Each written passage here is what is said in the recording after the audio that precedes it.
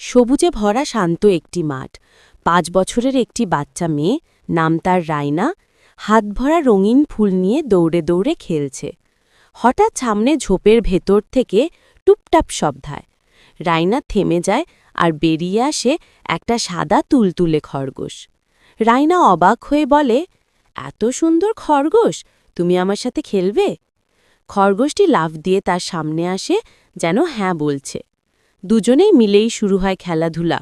রায়না খরগোশকে ফুল দেয় আর খরগোশ লাফিয়ে লাফিয়ে রায়নাকে অনুসরণ করে।